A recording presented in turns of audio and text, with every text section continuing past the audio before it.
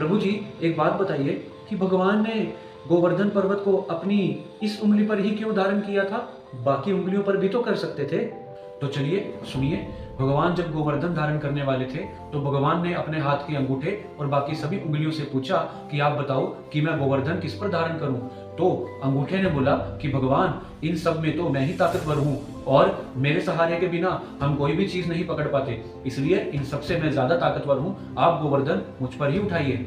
फिर भगवान ने अपनी तर्जनी उंगली से पूछा तो इसने बोला कि भगवान, इन सबसे मैं ज्यादा ताकतवर हूँ, क्योंकि आप किसी को भी आदेश देते हैं तो आप मेरे द्वारा ही देते हैं, इसलिए इन सब में मैं ज्यादा ताकतवर हूँ। फिर भगवान ने अपनी मध्यमा उंगली से पूछा तो इसने बोला कि भगवान, इन सब में तो मैं ही बड़ी हूँ, देखिए मैं कितनी लंबी हूँ, इसलिए ये गोवर्धन का भार नहीं उठा पाएंगे, मैं उठा लूंगी, तो आप गोवर्धन मुझ पर ही उठाएं।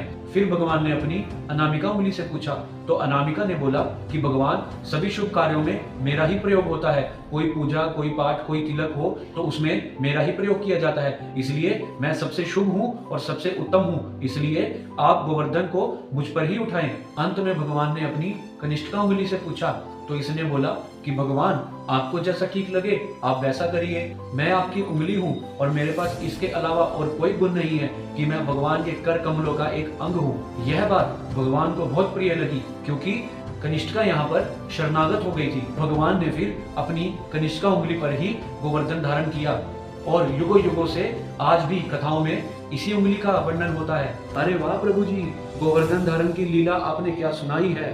तो कहिए, हरे कृष्ण कृष्ण कृष्ण हरे हरे, हरे राम राम राम हरे हरे।